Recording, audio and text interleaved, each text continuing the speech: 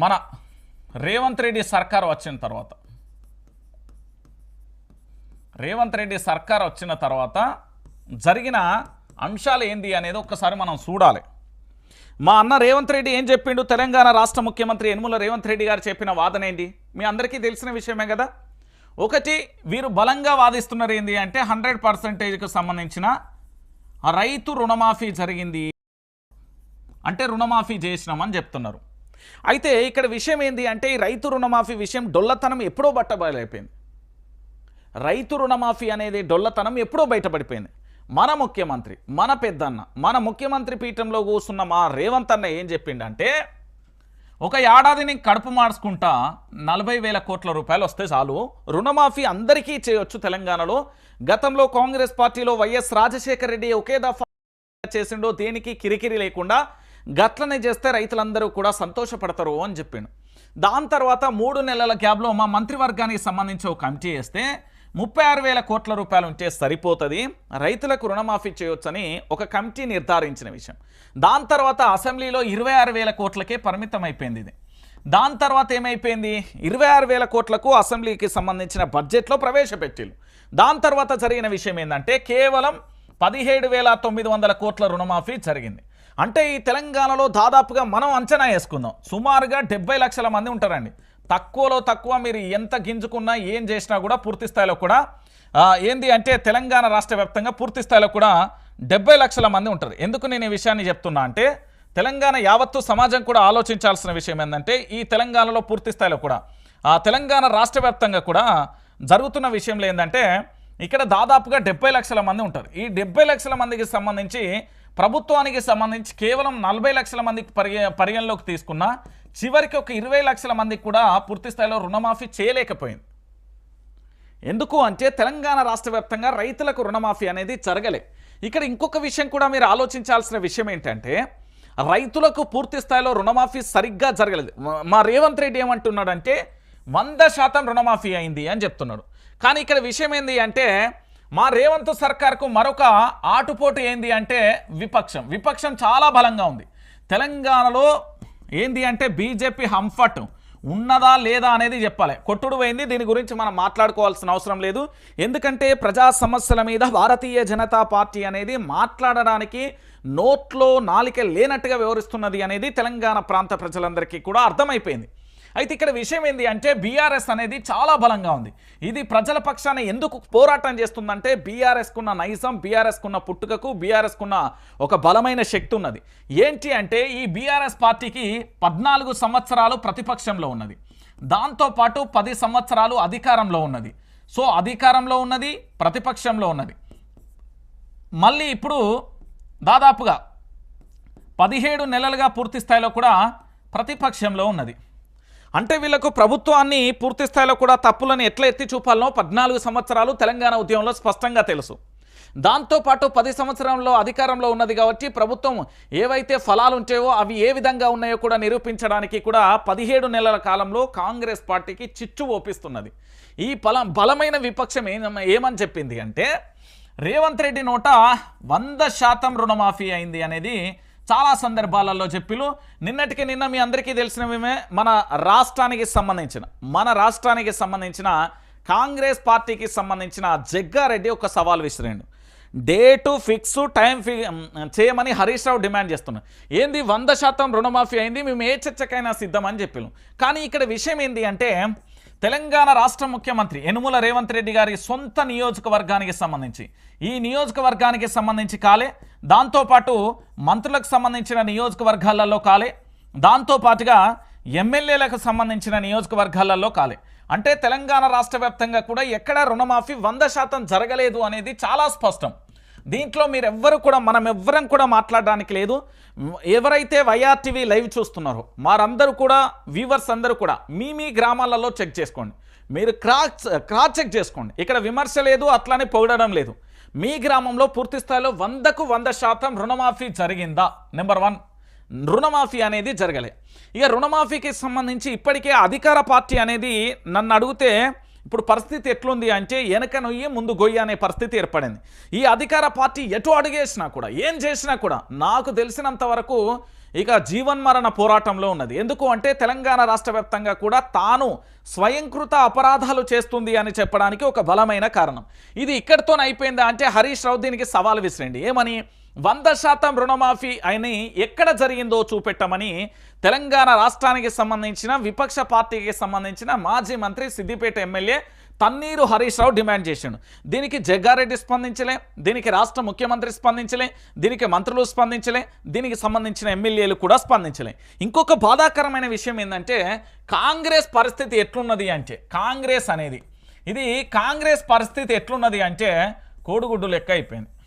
నేను ఎందుకు చెప్తున్నా అంటే ఒక బలమైన కౌంటర్, ఇప్పుడు విపక్షం నుండి ఏదైనా ఒక బలమైన కౌంటర్ వేస్తే దానికి కనీసం సౌండ్ అంటే కనీసం దానికి కౌంటర్ ఇవ్వలేని పరిస్థితులలో అధికార పార్టీ ఉంది. కనీసం విపక్షం ఏదైనా బలమైన అస్త్రశస్త్రాలను ఉపయోగించి ఒక కౌంటర్ ఇస్తే దానికి ఎన్కౌంటర్ ఇవ్వలేని పరిస్థితులలో కాంగ్రెస్ ప్రభుత్వం ఉన్నది. ఇది వాస్తవమైన విషయం. ఇక రుణమాఫీ గోవింద అయిపోయింది, ఛాలెంజ్ చేసిలు, ఛాలెంజ్ అంతా కూడా ఆగమాగం అయిపోయింది. ఈ ఛాలెంజ్ గురించి పట్టించుకునే నాదుడే లేదు, ఛాలెంజ్ గోల్మాల్ అయిపోయిన పరిస్థితి కనబడింది.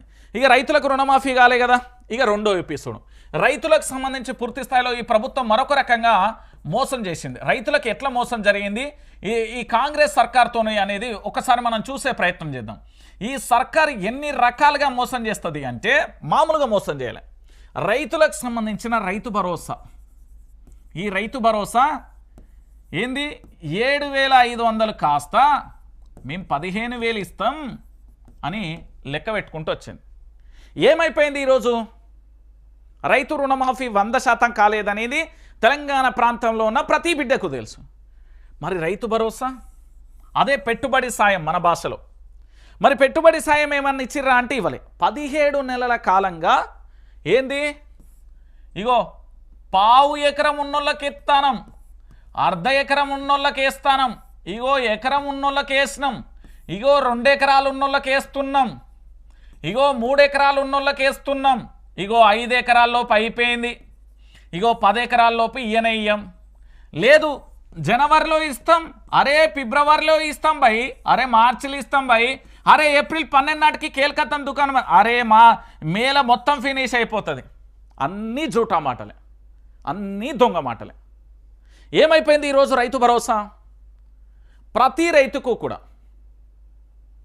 రైతుకు కూడా వర్షాకాలం, దాంతోపాటు 2 పంటలకు సంబంధించి 3 పంటలు వేసుకునే రైతులు ఉన్నారు, 2 పంటలకు సంబంధించి ప్రభుత్వం పూర్తి స్థాయిలో బాకీ ఉన్నది కదా.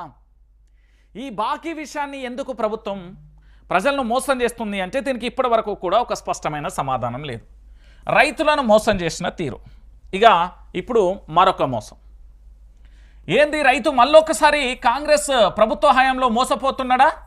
ఎస్, చాలా స్పష్టంగా మోసపోతున్నాడు. ఏంది? రైతు బీమా.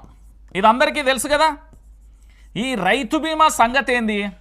నేనే ఉన్నా, నా పేరు రంజితు, నేను ఒక రైతును అనుకోండి, నాకు ఒక 4 ఎకరాలు ఉన్నది, నాకు 4 ఎకరాలకు సంబంధించి రుణమాఫీ కాలే, ఏది 100%. రెండోది రైతుకు సంబంధించిన రైతు భరోసా నాకు వేయలే, దాంతోపాటు నాకు అప్పులు ఎక్కువైపోయినాయి. ఇక ఏంది? పంట దిగుబడి రాలే, సకాలంలో నీరు అందలే, నాది కెనాల్ కింద పండించే పంట, దాంతోపాటు నాకు కరెంటు సరిగ్గా ఇయ్యలే, దాంతోపాటు పంట సరిగ్గా పండకపోవడంతోనే నేను వేసిన మొక్కజొన్ననో లేకపోతే పల్లిసేనో లేకపోతే పసుపో ఏదో సరిగ్గా వండలే. నాకేమైపోయింది ఇక్కడ?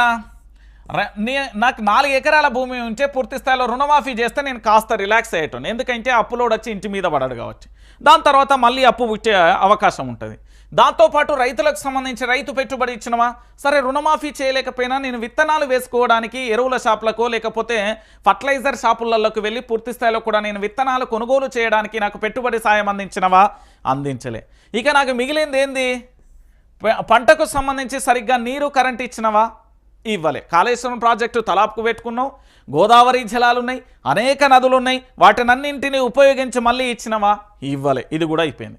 మరి ఇప్పుడు నేను ఏం చేయాలి? నాకేం దిక్కుంటా చూడుర్రి. నాకు ఉన్న ఇంట్లో భార్య పిల్లలు